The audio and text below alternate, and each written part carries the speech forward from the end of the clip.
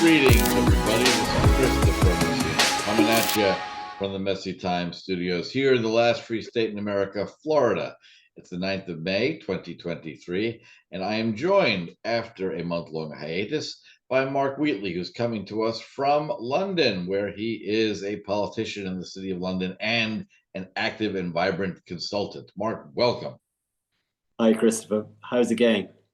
Fantastic. It's so good to see you again. I think we last recorded 18 months ago, and many things have gone on since there, including, I believe, a new king who Absolutely. we can explain to those of us who sloughed off the shackles of royalty some time ago what precisely, given the fact that King Charles III became the king upon the death, sadly, of his wonderful mother, what the whole coronation was about last weekend. Yeah, I mean, of course, it does look from afar a bit like a kind of a piece of theatre, a pantomime even, and yet it does have some really deep significance. And as you suggested earlier, we don't have a break between monarchs, and that's really important. Of course, you need a head of state. So, on the death of a monarch, their successor is proclaimed. You know that phrase. Right. You know, the king is dead, long live the king. But and this is an important caveat, it's vital for the religious aspect of monarchy to be affirmed. It's also vital for the monarch to be presented to the kingdoms of the United Kingdom. So what it really serves is, it's an element of theatre, it's an element of declaration of loyalty, it's an element for the monarch to declare service to the kingdoms, and it does have that significant religious aspect. The anointing of the oil on the monarch's forehead. It has symbolism that really goes back a long way. I mean, supposedly over 1,000 years to I think the crowning of King Edward the Confessor. I need to double check. I'm not a medievalist in any depth. Now, is that his wooden throne? Was that Edward's throne upon which Charles sat? I love that. I love the fact that there's a 1,000-year-old throne that is important enough to the monarchy that it has been preserved all these years and is still the throne on which the new king or queen sits. That's phenomenal. Exactly. And some elements of it almost defy logic, and almost, maybe we live in a different age to the last coronation. That's almost a cliche. But back 70 odd years ago, a handful of Scottish students broke into Westminster Abbey to steal the stone that sits or used to sit underneath the throne. It's the Scottish stone of destiny, and essentially that has significance for Scottish monarchy. Right. So they came down in the middle of winter 70 odd years ago. They drove down through snow, stole the stone and then went on the run, and eventually they deposited at, I think, Dunfermline Abbey in Scotland. And their point was essentially, Scottish monarchy is coming back to Scottish roots. But I just love that whole kind of theatre of it all, and it does have significance, because I think we have a wonderfully unwritten constitution, as the cliche goes, but we do have documents which frame our rights. We do have traditions, and in my mind, the monarchy is the institution that has endured. We had a debate in the Court of London and the Court of Common Council in the City of London a few years ago, where we were talking about kind of contention within our institutions, the executive, parliament, the monarchy, and essentially the Supreme Court. And I think in UK terms, it's important to note that the Supreme Court goes back about 15 years. I think it's a wee bit younger than my daughter, whereas the monarchy has stood for centuries, Parliament has stood for centuries.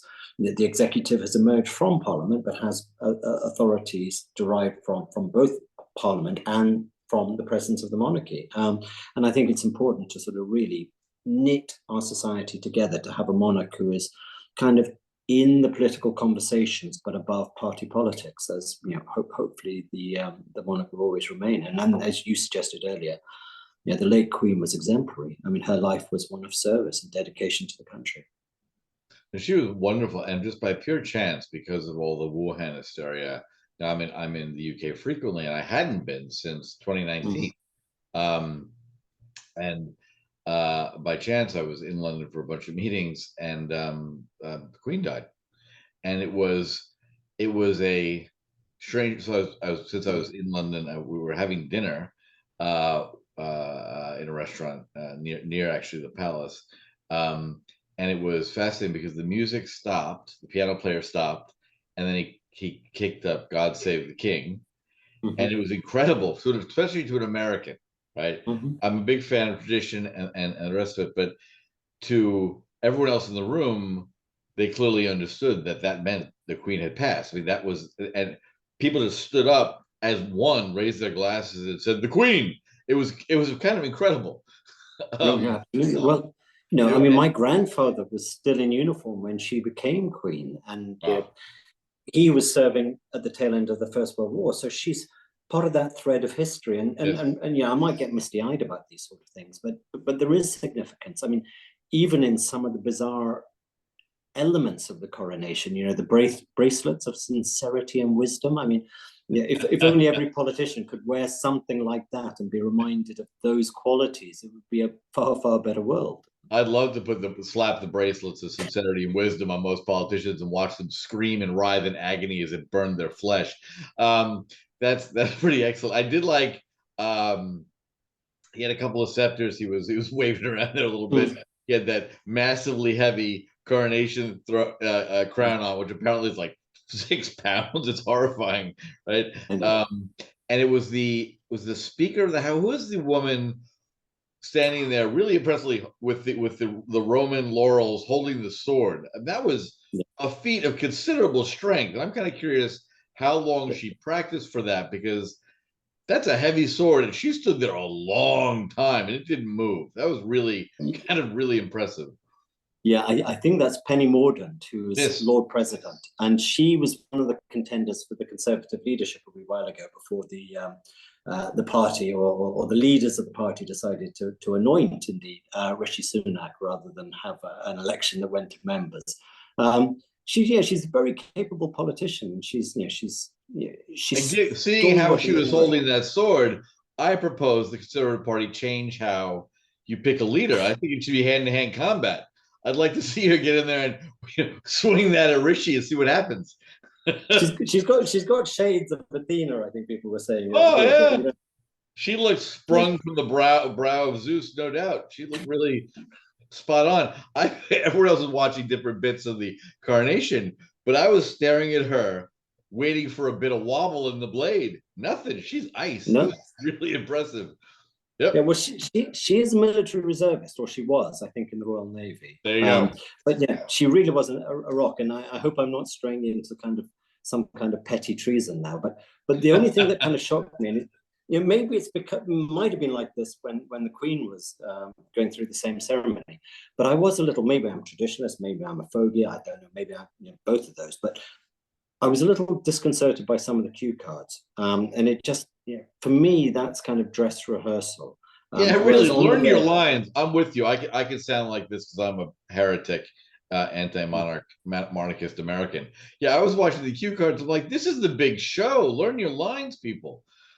Yeah. And I mean, maybe this is my kind of view of monarchy, but to my mind, everybody in that room had that as their principle, and indeed perhaps their only responsibility for a good period leading up to the day on Saturday. Really, and William had 4 sentences, no offense, but kneel down, swear fealty to dad, like, get it together, buddy. You don't need cue cards. No, exactly. And I like that, again, that kind of sense of loyalty, as you say, the monarch serving the country, the son. I'm trying that with my little boy. I really would like. I had the exact same idea, and I got kind of brushed aside on that whole kneeling and swearing fealty thing, but we're working on it. Exactly. I mean, liege lord, it does appeal to me. And if I got him a big sword, maybe I get some fealty out of it. So that's it's a consideration. Yeah. Granted, exactly. And I mean, Dad was handing off Wales and the Duchy of Cornwall, so I mean, I guess you'd kneel for that. Well, I can only give my little boy this Pizza Express framing behind me. Exactly. So I mean, you kind of get the fealty you pay for. but again, I mean, it is kind of very hokey on my part. But oh, and by the way, while we're on William, and he can memorize lines, and of course, he was speaking from the heart. But at the concert last night, I think it was, or the night before, he gave a speech to his father, and it was a really, really moving speech. It was, in part about service, and it was in part about his father's legacy. And gosh, I thought, beautifully delivered, pace, well, again, sincerity, wisdom. It's almost like he was wearing those bracelets that have got to be passed along to Biden and Sunak. But Disraeli, all those years ago, in the UK, there's a strain of conservatives who are dubbed One Nation conservatives, and they're good people to a man and a woman. They want to do good for society. They're progressive with a small p, but they, I believe, have assumed the mantle of Disraeli because he wrote about One Nation conservatism. Although I think it was a bit more complex. I think the book was Sybil, and the character who expressed the ideas is actually an unsympathetic character in the novel, but was observing that we had become a nation, or we had become a country with two nations, the sort of the haves and the have-nots. Yeah. I was talking about the way in which we could bind society together. And frankly, to my mind, when Disraeli said that the palace isn't comfortable unless the cottage is comfortable, this is my cottage, this is what my son will pledge his hands to get, or put his hands together to me. It really does speak of that thread from the monarch serving the country, the son binding to his father. There's something important about these almost these sacral moments.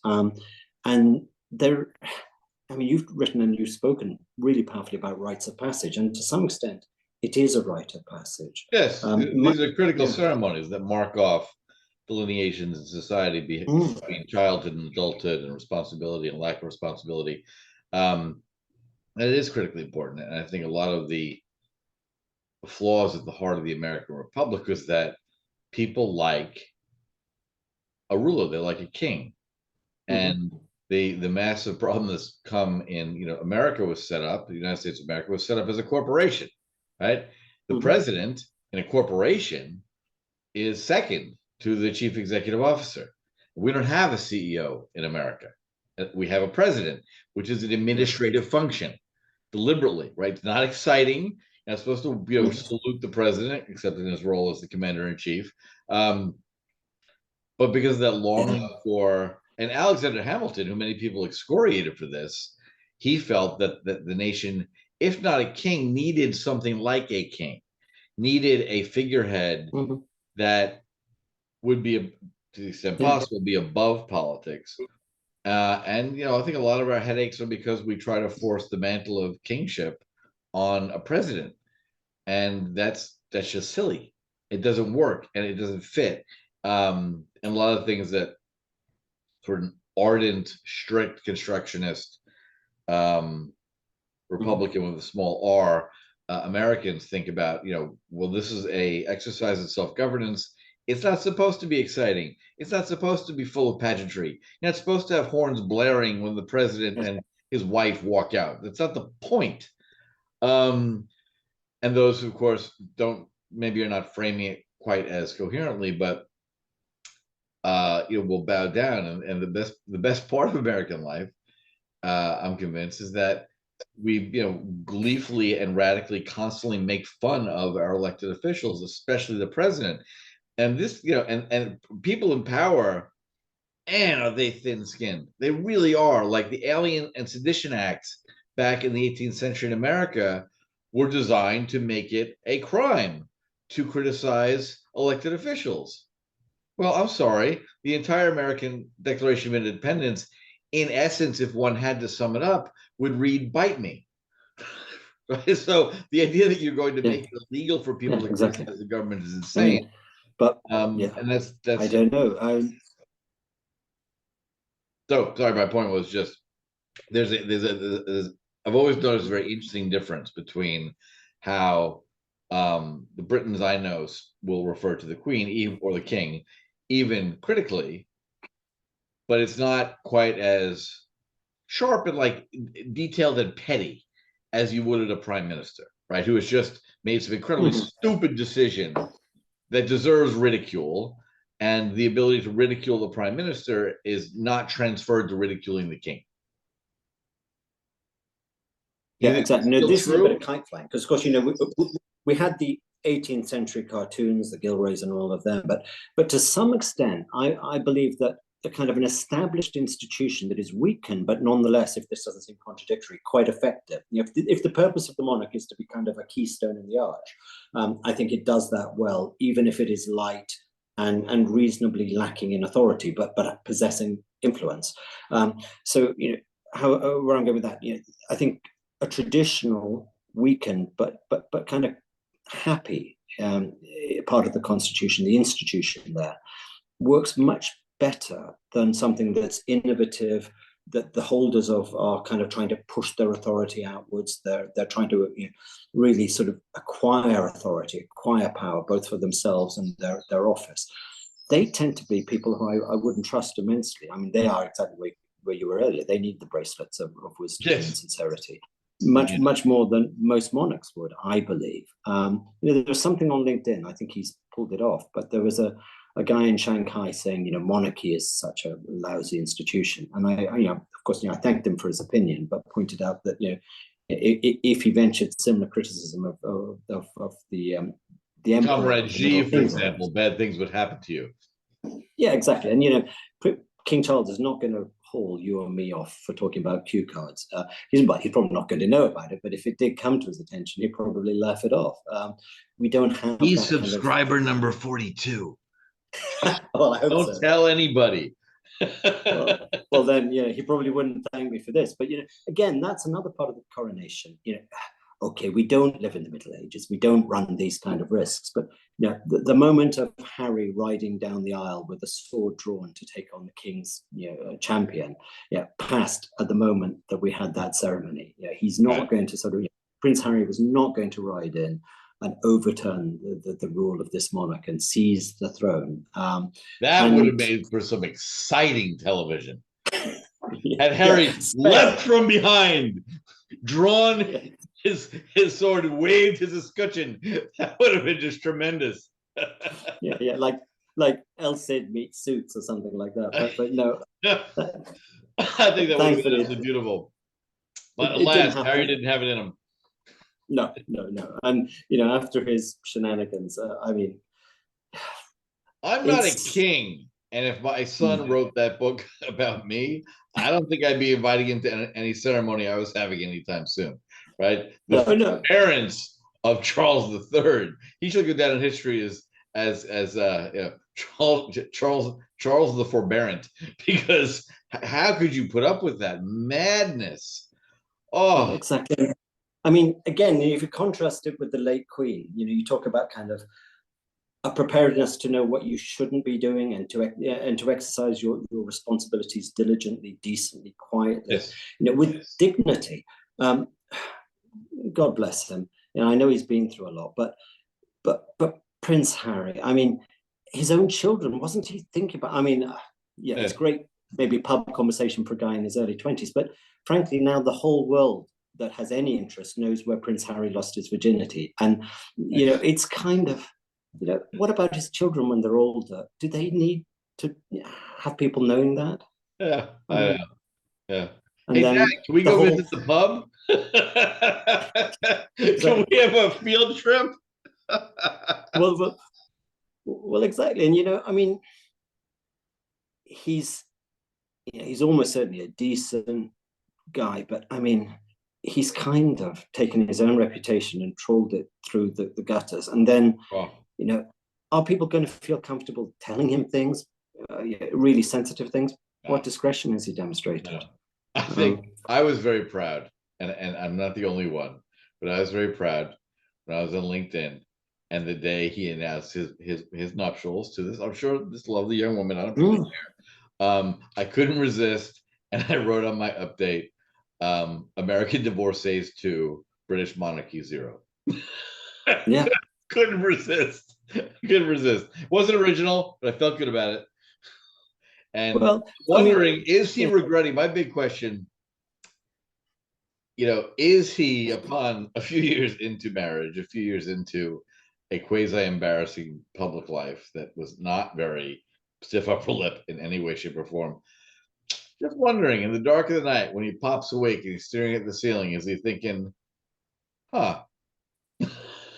maybe that wasn't such a good call. Maybe serving the kingdom was a good idea, but we'll never know. Well, again, it's the role he was brought up to. Even if it is spare, it has so many good qualities in it. No, of course. Our moment in time adores celebrity. But there is a massive difference between doing and seeming. And she probably had in mind so many good intentions, but frankly, the life of a royal. I mean, I know it's a cliche. This has been said by people far more eloquent than me, but the Princess Royal, Princess Anne, is exemplary. She will turn up to cut the factory ribbon in Bolton, where I'm from. It won't be glamorous. It won't be particularly well thanked. She'll go up there. She'll give a speech about manufacturing ball bearings in Bolton. She'll get in the car, be driven back.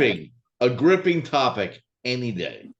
Well, exactly. But it's the real life for so many people. And she'll be patron of so many small charities. Of course. And essentially, that goes right back to the monarch's commitment to service. And Harry has served in ways that I would, sincerely have been fearful of. Wartime soldier, there's no question. He's done a phenomenal job. He never, my understanding for those who would be more familiar with it, he was not hiding behind his title and hiding behind the lines. He was in combat. So give him that. We all make our choices. Some things sound good, and the conflation of American kind of celebrity culture, which can be cringy at the best of times, and there's a segment of America that's very much into this kind of competitive victimization and oversharing, self revelation that no one wants to hear.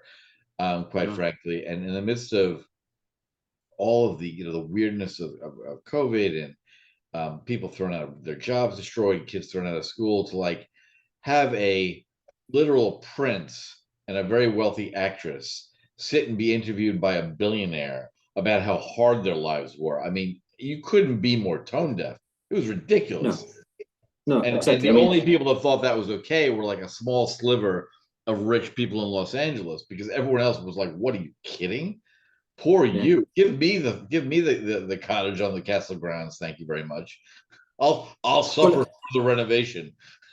Yeah, exactly. They're privileged enough to wear their grievance on their sleeve and to be interviewed. I mean, and talk about it without being embarrassed by saying it. That was the part that was just mind-boggling. But again, anyway. I mean, it's so much like the court of Marie Antoinette and Louis. I mean, this is fin de siècle stuff. It really is the kind of championing good causes. But you can almost imagine Meghan is going to walk out dressed as an 18th century shepherdess one day, and they're going to have their little petit trianon. And it's well-meaning. So just kind of thinking in bigger terms, right? There's always been an anti-monarchist kind of movement within the United Kingdom, and people calling for a strict republic. I do love the fact that the United Kingdom is the only nation on earth that I'm aware of that got rid of monarchs and brought them back. I think it's pretty fascinating. Charles is, of course, Charles out, Charles in. Yeah. So I'm kind of curious. Do you think with an increasingly diverse, in terms of where people come from, right? In the United States, part of what I still believe is our strength, despite the attempts of some politicians to divide us into balkanized factions. I still think that, and most of the Americans I encounter still view this as the great opportunity. I don't care where you came from. I don't care what your father did or your mother did. I don't care about any of that. If you declare yourself to be an American, and you declare yourself to believe in the rule of law and individual responsibility and all of that stuff, you are welcome. You are an American. Welcome here. Terrific. Yes. I'm curious how that plays in a kingdom which inevitably has some portion of, as you said, head of the Church of England, the rule of a monarch, and religious sense. Well, for all non-C of E Christians, for all non-Christians, that's that whole. I guess I'm asking, what have you sensed of Buddhists, Hindus, Muslims, Jews, atheists, that it's held in a cathedral? It's received by a Christian priest. Does that diminish the monarchy at all, or does it change how people relate to it? Now, you're going to have to bear with me because this is definitely a bit of half-baked kite flying and mixed metaphoring on my part. But Sure. I think it does and it can. Now, I mean, of course, the UK will never be the city on a hill in the way that I think the States is profoundly that melting pot. But tripping back a few months, I was lucky enough to be invited by an American group that's looking to build connections in the UK to a lovely supper in the Carlton Club around the time that Chris Pincher, our whip, was getting in trouble for pinching, essentially, and that was one of the things that led to the downfall of Boris in that club. So anyway, there we were in a private dining room, about 20 of us, eminent British historian David Starkey kind of moderating the discussion. And we were basically introducing ourselves and the things we believe in. And I shan't name him, A, because he probably got a bit the better of me in this contretemps, but B, because he might not welcome me doing so. But as we went around, a very prominent, kind of probably traditional conservative spokesman said, I love this country. My problem is immigration. Now that triggers somebody like me because, I'm an immigrant. My mother was an immigrant. My wife's an immigrant. My daughter's an immigrant. I come from a family with various faiths and various colors. Right. And I tend to read that statement as a flag of a sort. So I basically said to him, I think immigration is, broadly speaking, an enricher in society, especially with our demographic. Not being totally glib. I'm not saying you throw open the borders. But that people like me have failed to ensure that there's proper infrastructure and proper integration, and it's managed immigration essentially. And we had a contretemps, and David Starkey really intelligently reminded us that we were sitting in the Disraeli room in the Carlton Club, right? And he sort of said, assimilation in our society is eminently possible, but it goes back to the role of institutions. So because if people come to the society as Disraeli's family did, with a different faith, a different heritage, they can still feel part of our traditions. And by that, I don't mean in faith terms, the Church of England tradition, but the nation's tradition, because they're joining a story which, yes, has a strong Christian aspect to it, but it's not exclusively so. It's essentially the fulfillment is that, yes, Charles is the defender of the faith, but he spoke very passionately. And of course, there was a wonderful cross-community involvement. But yes. I think even without that, it's clear that you're free to exercise your faith, or indeed to set aside your faith in this kingdom, and you won't be judged the greater or the lesser for that. I do believe in the established church, because I think it does fulfill a function, which is to some extent to represent faith as significant. But we're not a fundamentalist society, and I love the confusions, the ambiguities of the Church of England, and I'm comfortable with it. But I think I'm also comfortable with the way that the monarchy knits into a religious institution and hopefully binds people together. I mean, I think probably like a lot of Western societies, we're a bit confused, we're quite emotional. A lot of people are on about guilt and grievance. And frankly, it's places like China that are much better together. They've got their own problems, but I think, I hesitate to say this, but, I look at the way China is very effectively building relationships, contacts in the UK, the Confucius Institute, the movements it has, the money it splashes around, the intelligence it's gathering.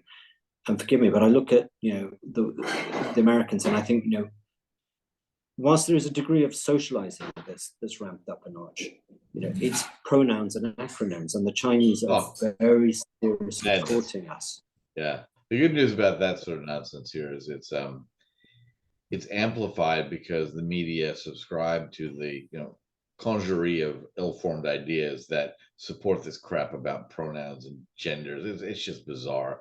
And the influence of that nonsense, like many kind of mini Maoist enterprises, is waning.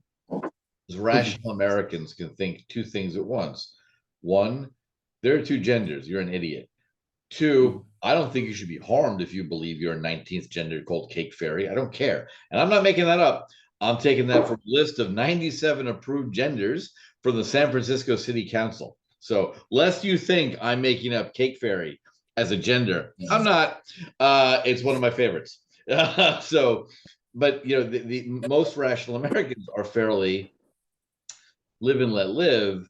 And what they object to is being screamed at, or as in California, where the state legislature takes the time to pass a law that demand a doctor in the privacy of an examination room refer to a person by that person's preferred pronouns under penalty of law. Like that absurdity is what normal Americans object to. You can do what you want. I don't care if you dye your hair, mutilate yourself, as long as you're not underage. Like, I don't care if you do any of that. Don't tell me that I have to accept it and think it's normal, and don't tell me I have to kind of endorse it, because I don't, any more than you endorse my being a mining executive, right? I'm not asking everyone to say mining is awesome. Just leave me alone and let me run my business. I did think that I like that kind of approach. The comment about the Disraeli room and about the way in which assimilation happens in the UK, I think, is a little bit different than maybe it happens here. One good friend of mine who lives in London said, right, during the summer of 2020, when there was a lot of chaos in America, there were a lot of riots in the streets, and his comment was, well, in Britain, the equivalent would be a number of people marching politely down the high street saying, what do we want? Incremental change. When do we want it? In due course. Right? So that sort of historical appreciation of gradualism is perhaps what separates the UK from the US the most. I don't know if that's because we are a queuing culture after all. I mean, we are not a kind of a serve. We don't demand service. We request attention. And right or wrong, there probably is an element of going to your monarch in supplication for a conversation. You arrive at the court looking for a hearing. You don't arrive entitled to one. Entitled to a hearing. You're right. Yeah, and of course, it is the most pampered who are the most arrogant about their identity, having to be respected. It's the folks who are cleaning the offices, driving the buses.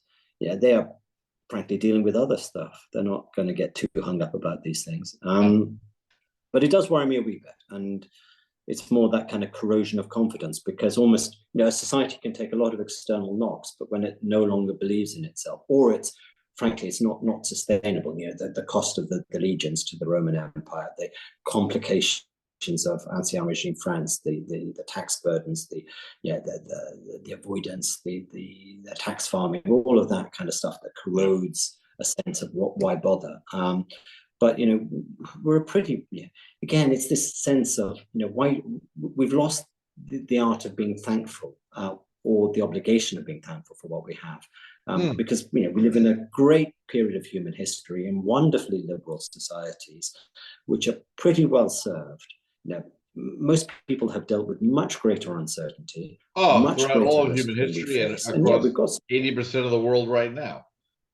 Yeah, I had a large argument with a friend. Like nothing's perfect in this world, but if you have the time and the luxury and the sensitivity to complain about microaggressions, which are literally so tiny that most people don't even perceive them.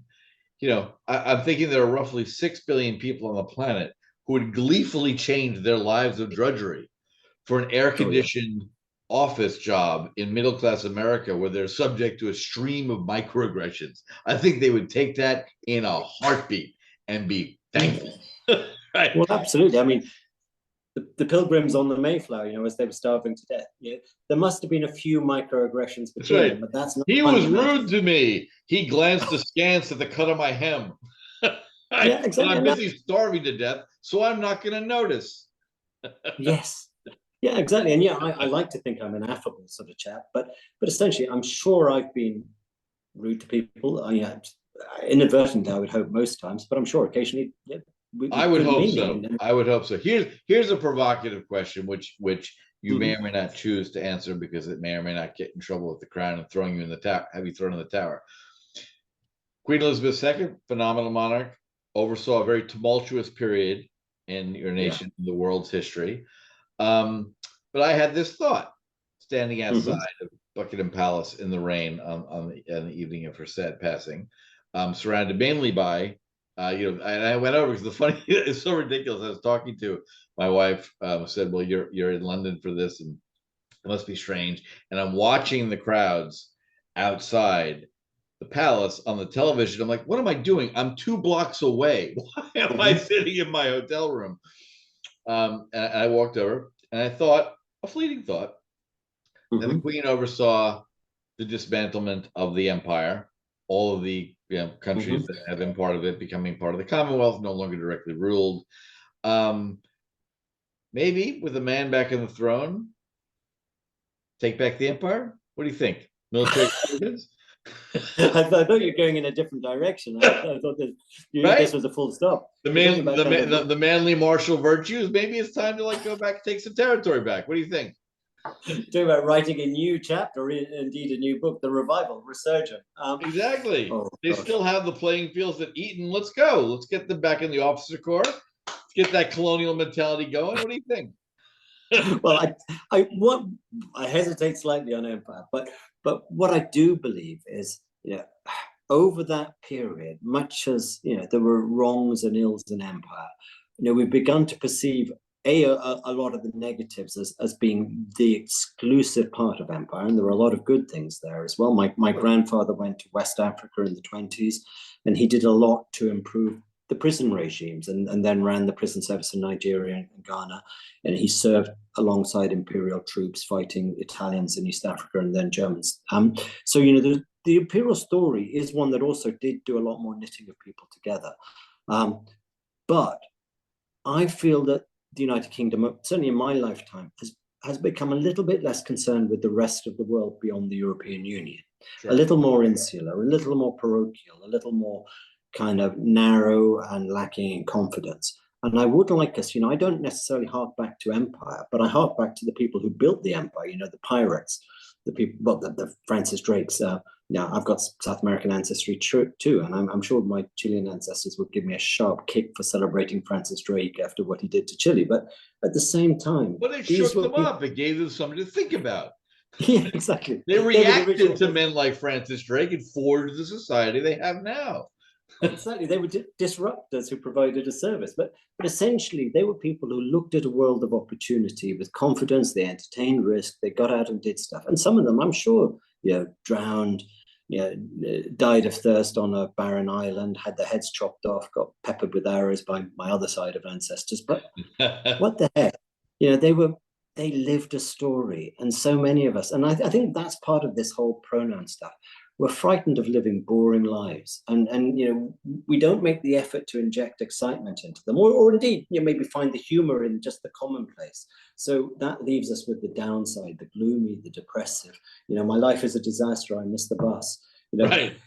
Someone was mean to me, and I didn't get the last slice of cake at the holiday party. It must be because they don't like Jews, right? Exactly. They looked at me strangely. Yeah. Well, get over it. Have a life. Own your life, adore your place. If you're not happy, tell someone you're not happy. One of my colleagues cheesed me off in a meeting a while ago, and I sent him a note saying why I thought he'd cheesed me off, and he sent me a note back telling me to be cheesed off. And I'm not going to bear a massive grudge. Fair enough. Because I got off my chest what I wanted to, and to be fair, he also explained it a bit. But that's fair. He said his piece, I said my piece. I'm not going to go around standing up, naming him, or indeed not naming him, but being ready to raise a charge against him of microaggression. We're just both two irritating middle-aged men. So do you think that maybe you'd find, maybe that's the cure for the midlife crisis? Strap on a sword and a shotgun and go go pick a nation. Don't care which one. Hell, choose New Jersey. I don't care. Let's get a little excitement back into the empire game. Well, we could start with Belgium. We've got to go small. But no. That's a good question. Would British soldiers take New Jersey more easily than Belgium? That's a really great question. Now, assuming, of course, the American military stood aside and it was solely the New Jersey National Guard. So there's a lot of calculations in there. But I don't know about the New Jersey National Guard. I think Belgium. A bunch. So I think clearly I'm clamoring for a return of European expansion. which is I didn't know that going into studying at Messy Times. I didn't know that'd be a theme, but Charles has inspired me, damn it, and he's kind of lit a martial fire under me. Mind you, it might it would serve one purpose, if none else. I suspect, if we were to arrive on your shores in khaki, if not in red coats, we'd probably bind together some of the fractures in the States. I can see for sure. Give us a common enemy again. Hell, yeah. Look, there's a museum at Concord now where the powder and ball used to be held. Try to take that. Let's see how that goes. Try to get into, you burned the White House once while we painted it white. I think that'd be good. If the British Navy steamed up the Potomac again, that really might kind of gel the country back together again. That'd be exciting. It's a high risk strategy, and I don't know if we'd have the Canadians with us on that one, but we could try. Oh, that's a good question. I mean, I love whenever I do a lot of work in Canada. Whenever I'm in Canada, I can never resist saying like we offered you the chance to be in the club. You said no. That was your call. You got Trudeau now because you said no. We offered it. You said no. But they get very frowny at that. They don't like being called American. Well, so you're not supportive of imperial expansion. That's okay. It's okay. Is there, and just between us, do you think there's any appetite in Charles's kind of administration for that? You think maybe he'd be up for that? It does tend to go with the name. I think, was it Charles the Second tried to get Algiers, and Charles the First was certainly keen on. Of course, it all went very badly for him with ship tax and everything that led to his downfall. But it did. It's a problem. But I, as a matter of policy, am always very, very nervous and suspicious of anyone north of Hadrian's Wall. It's call me bigoted. I just Well, have you heard what's been going on in Scotland? I mean, with Nicola Sturgeon. No. I hesitate slightly because clearly there are investigations underway about which I know very little, but that's not going to stop me commenting. Essentially, we went up for Easter and it was bizarre. Her husband, who had been the chief executive of the Scottish National Party, being taken into having a conversation with the police, a motorhome that was on the SNP books, off the SNP books. It's just bizarre. And I mean, all of the funny. For my American listeners, the SNP. Oh, sorry, the Scottish National Party. So these are the people who have campaigned for independence legitimately and correctly for many years. They've been in a minority administration in Scotland where there is a parliament with some delegated authorities, but they've generally, I would say, garnered a bit of a reputation for being reasonably professional, at least in expression, and reasonably decent in managing the country. I mean, it has to be borne in mind that Scotland's on a massive subsidy. Right. So there's an agreement called the Barnett Formula, which means that essentially Welsh people and English are to some extent subsidizing Scotland on a daily basis. Which has caused chafing, I imagine, amongst all. Well, yeah, but I mean, I don't know. I mean, quite how popularly known it is in Wales, because I imagine that they might have less enthusiasm for partnering with Scott Nats on stuff. But that reputation for efficiency and professionalism has kind of unraveled a bit with all of these sort of very parochial things that have been going on. Treasurers not knowing whether the motorhome was on the balance sheet or off the balance sheet. Why does a smallish political party in a smallish country need £100,000 Winnebago? Essentially, is it something? Was that the Winnebago from the Bill Murray movie years ago? Yeah. Stripes or whatever. Yeah. That's very funny. So there's misappropriation of funds. That's absolutely fabulous. And I mean, what are your prognostications for Charles the Forbearance rule? What do you think it's gonna look like with Queen Camilla? Well, I think steady by his side. Yeah, I think a lot depends on a degree of to what degree does he emulate the late monarch in really trying to sort of, oh gosh, this is so cheesy, but that old expression about you say it best when you say nothing at all. Right. Well, if he just tries not to be too active, not to be too sort of directive, but support his causes, go about his role with quiet dignity, and I think he's got all of these qualities. I think he will win hearts and minds across the country. If he tries to perform the role of kind of a quasi-politician, then unfortunately, as you suggested earlier, politics comes with brickbats and personalities that aren't always nice. And I think he'd be better advised, as I hope he is being advised, to just kind of remain above that fray. I think he's a very clever, very decent, very kindly man. And those qualities will also gather respect. But I would say if he proceeds with those qualities, but reasonably gently, he will command such respect across the country. And I think to some extent, help this kind of emotional, maybe it's me being a grumpy middle-aged man, but I would say actually quite a lot of it is youthful as well, middle-class community that feel life's been hard to them as they drink their Starbucks latte and get ready for their 15, 20-pound cocktails. It's that society got to begin to think that they've got the opportunity to do something more and to be something better, through what they do. Well, look, frankly, if you're drinking burnt coffee, which is Starbucks, and you're paying too much for it, and the milk is overheated, you should feel put upon.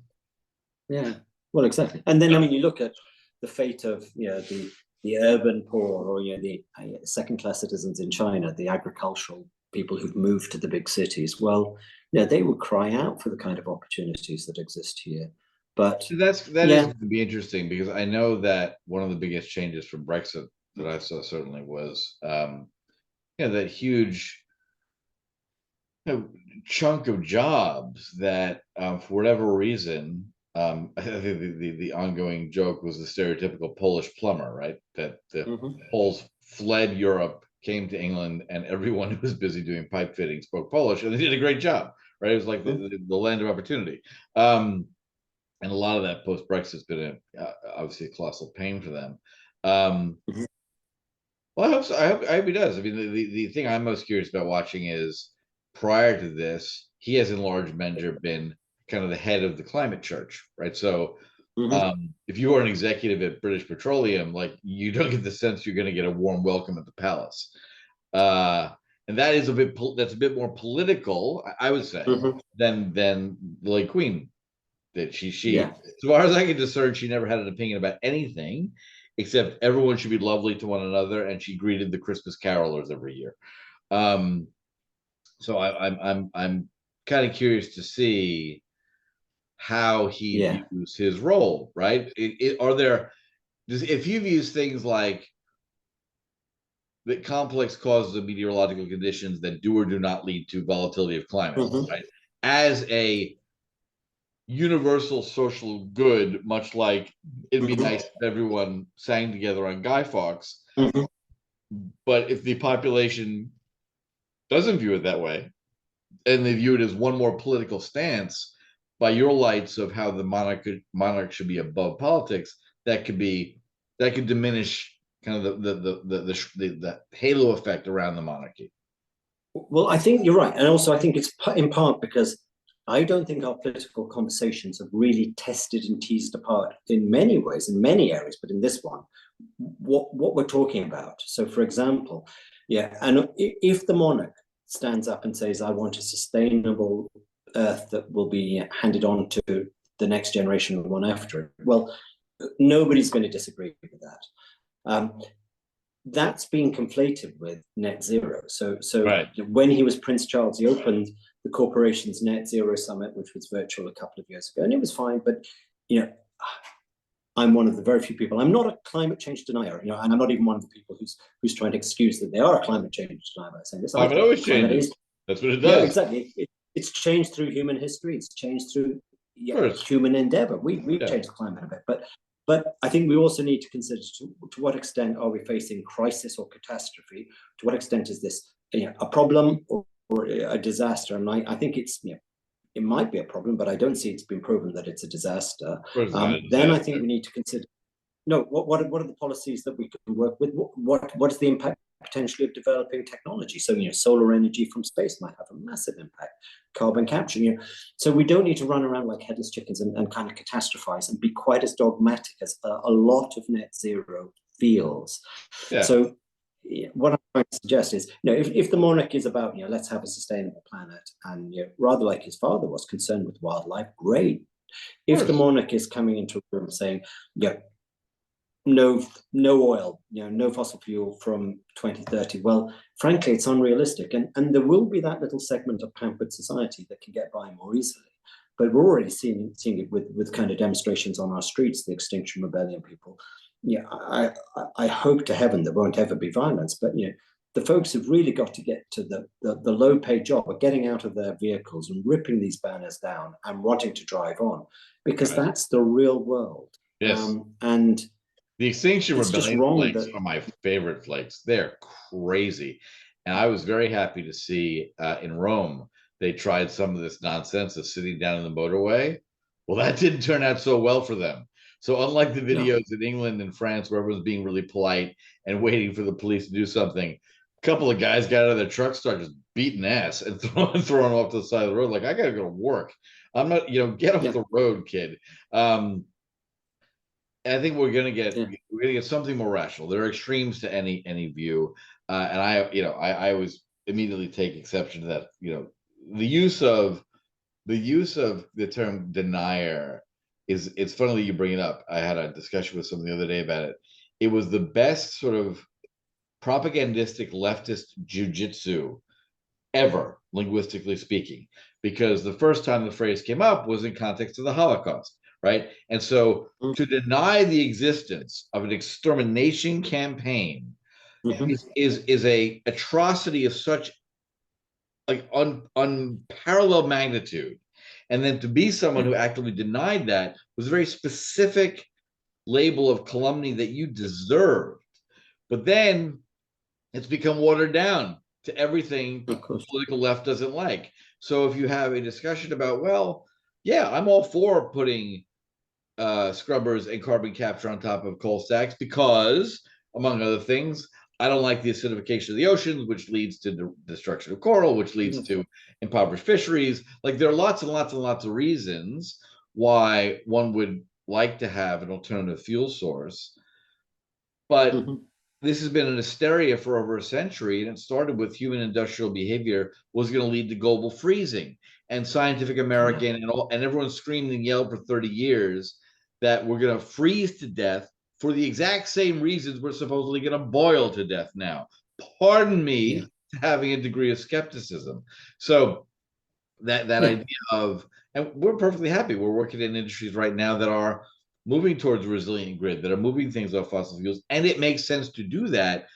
But I don't need to be panicked by the idea that my children are going to drown in Florida because the ocean's going to rise 9 feet in a month to do that.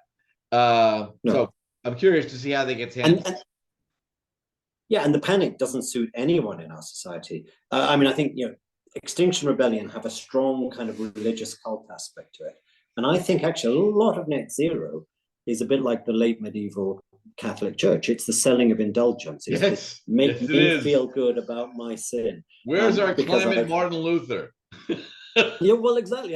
Just nail those. I need a 95 theses about climate. You've just given me a great idea. Exactly. I was in a room a while ago, and I sort of said, well, it solves our conscience. There are no emissions on our streets. We're not thinking about the kind of the extraction of those rare earths and the conditions of the workers, particularly who are doing that, the child labor in some measure. We're not thinking about the people in Xinjiang who are not rare earths, cobalt to the Congo, rare earths in Greenland are mined by professional adults. Sorry. I know Greenland is a beacon of prosperity. Beacon of mining, prosperity, and responsible best practices. No question. Absolutely. Sorry. Forgive me for the. That's right. Okay. People mistake Greenland for Africa all the time. Happens constantly. Yeah. Exactly. It's the Congo. And essentially, I think it is about that. But I also made the point that what we're doing is kind of offshoring and outsourcing our guilt. But at the same time, we're offshoring and outsourcing our growth. And, it's no great accident, I believe. I'm not a political economist, whatever a political economist is, but that, the greatest growth in the world is also in that part of the world that's frankly put two fingers up at this ideology. But we're happy to see the rest of us embrace it and happy to tell us that please. We don't sort of caught them. They'll build. Slow your growth down. Go for it. Yeah, please do. We'll wake up for it. It's okay. Yeah, and exactly, and it's that corrosive lack of confidence. It's that lack of belief. It's all the things that I think monarchy should be an antidote to. And if the monarch is espousing the kind of the unifying end goal, great. I think marvelous. And it's not my place to criticize their personal views, but if the monarch is trying to end up telling me whether I can drive an internal combustion engine or not, but I think that's a political conversation. I think politicians have got to be tested better, because there's a lot of lazy politicians who want to feel good, sound good. And again, it's right back there, the Meghan Markles. It's not doing, it's seeming, and we've got to get through that.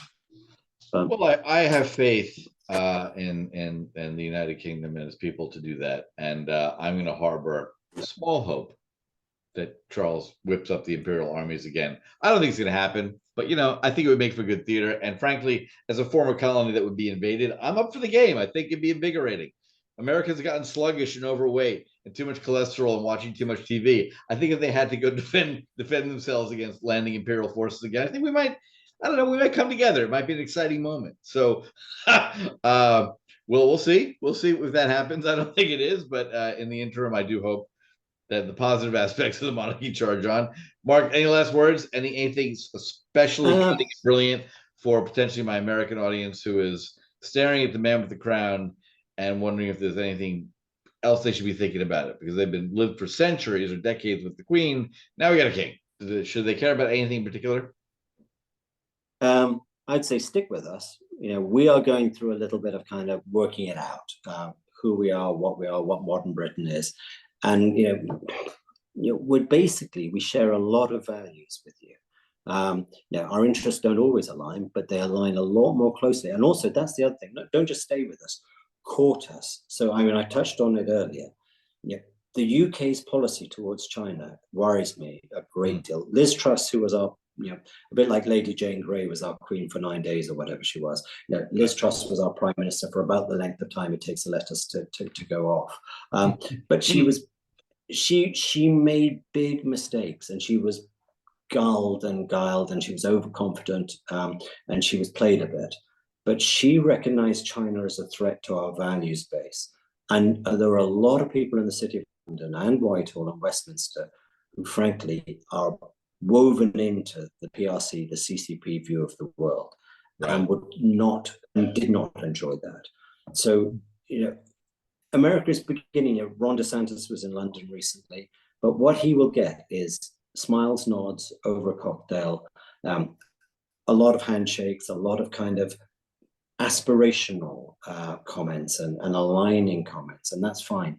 But the Chinese right now are putting a lot of money into their new embassy. That's right on the edge of the City of London. It's jammed with technology that's going to be picking up sensitive information.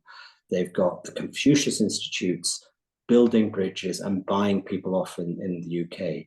And I would say, please, America, hold pronouns, hold acronyms, if you want, but look with a sharp eye to your friends in the United Kingdom. The way Biden played the UK and Northern Ireland wasn't entirely generous. He was attempting to court relationships in the Republic of Ireland and with the European Union. Sure. We are America's staunchest friends in times of need. We will disagree on some stuff, but please don't let the Chinese court us. Because, we had the ridiculous sight of our foreign secretary in the Mansion House trying to claim that we have influence over China. And the three things he cited, I'm just looking at this note. He said, essentially, it's this conversation about de-risking without decoupling. We are going to keep trading with China. I'm not for bringing down the shutters on trade. I believe that's a good thing. But frankly, what we're citing as influence that the UK has on China is 2017 Chinese agricultural amendment, which reduced the production of one particular antibiotic by 90%. A 22 draft procurement treaty, which gave UK companies a greater opportunity to bid for Chinese government business. And our work with the Asia Infrastructure Investment Bank to make it less part of the Belt and Road project. Well, frankly, it's still part of the Belt and Road project. And if we delude ourselves that it isn't, we're really being foolish. And the Foreign Secretary stood in the City of London to a city audience and told us that those were three great achievements that meant the UK had influence over China. We don't. They are broadly speaking, I don't mean the Chinese people, but the Chinese government is a malign actor as I view it. And they're a malign actor that's all over this country and all over the city of London. So please, America, just take an interest in us, engage with us, find people who will work with you, and get real. A bit less of the grievance, a bit less of the pronoun, a bit less of the acronyms. Get those bracelets of wisdom and sincerity, and come and focus on us. I will take that message to the corridors of power, and I will see who gives it a listen. It is watching the Chinese government operate objectively, right? Without literally objectively, amorally, not immorally.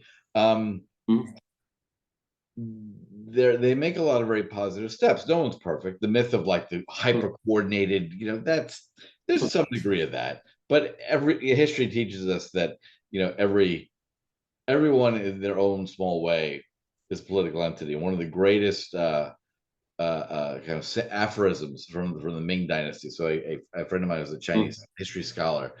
One of the great aphorisms that came out of that period. So the Forbidden City is centrally in Beijing, but it's a massive territory that the Ming eventually ruled over. And regional governors, when speaking about the king, who in theory was the emperor of heaven and ruled over the whole world, their phrase was, "The mountains are high and the king is far away."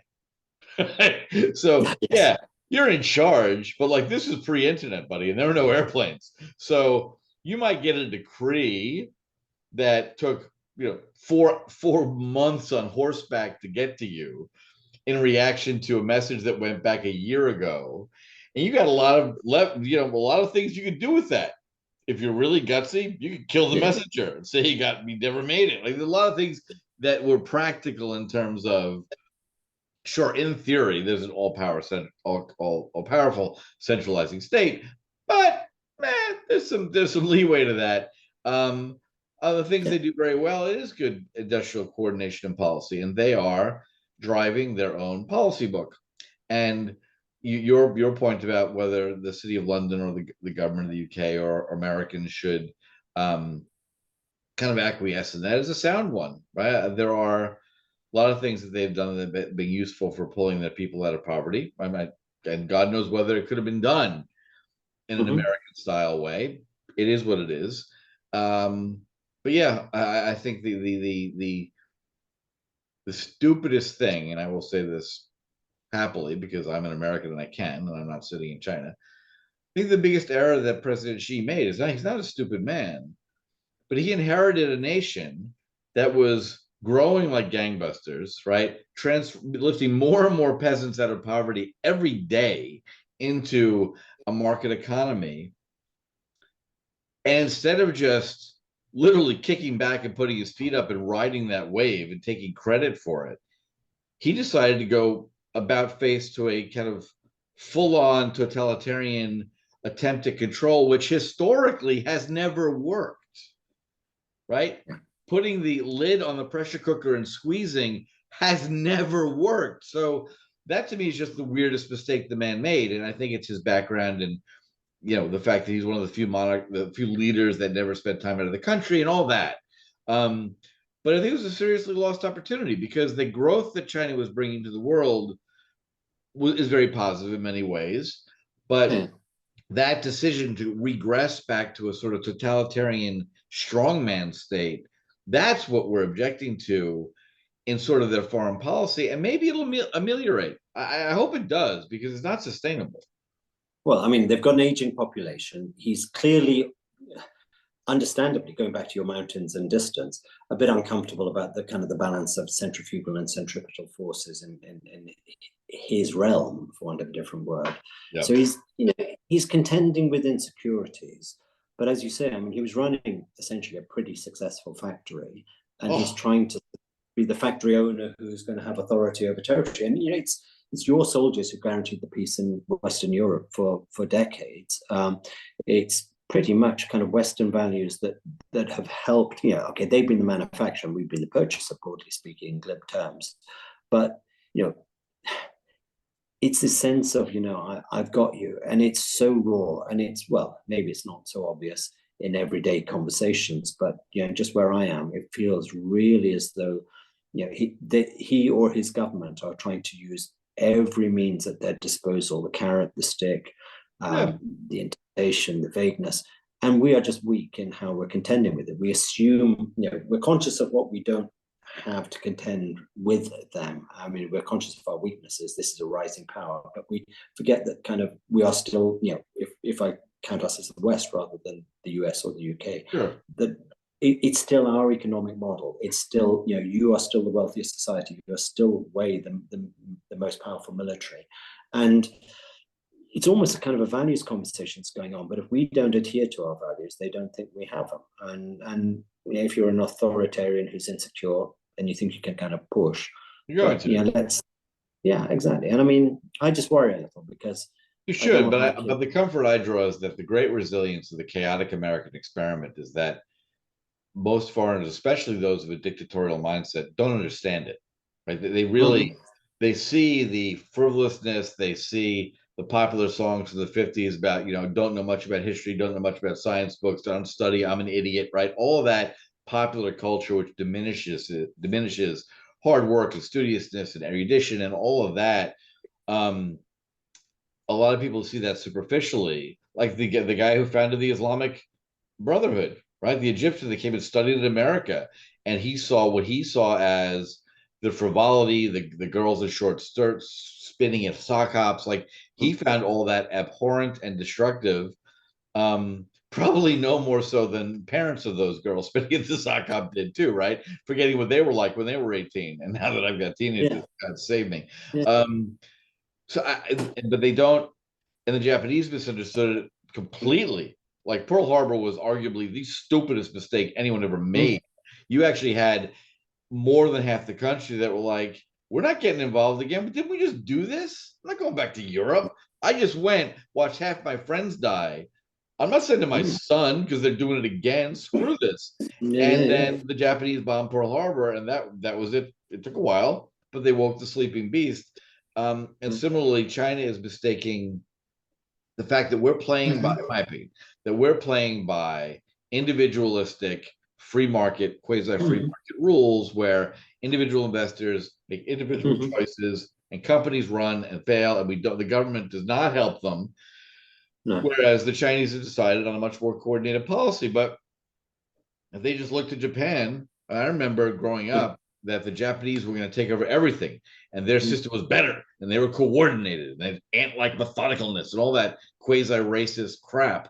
And their peak was they bought 51% of Rockefeller Center for $800 million, and I think they sold it back a year later for like 30 million. So I'm long-term confident for all the reasons you just raised about the aging population in China.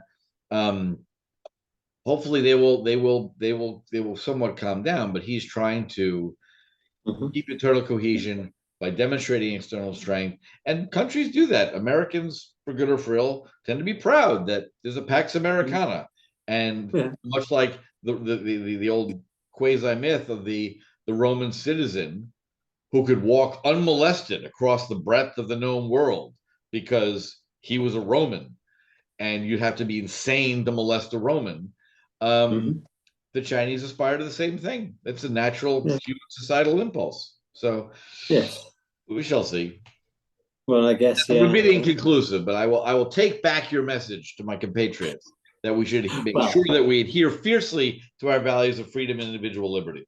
And number 42, who's still got the crown resting on his head. It does, and a shout out to my man. Thank you. Congratulations on the throne. and I can simply say, Your Majesty, that you have a loyal and humble servant in me. Almost the same words, almost. But Mark, thank you so much for your time. It's always a delight. Should this particular episode change the course of geopolitics, all the better. All the better to say. When you see red coats in Hoboken, and that'll be great. No, really, it's Jersey. You want to go for Jersey, so that'll be really good. And until then, for the rest of my listeners, especially those in New Jersey who are bunkering down and waiting for the red coats, thank you so much for tuning in. Turn off the mainstream media because they're lying to you, and tune into Messy Times. Thanks, Chris. Learn what Bitcoin is, how it works, and why it matters. Bitcoin 101, your ultimate guide to the fundamentals of blockchain.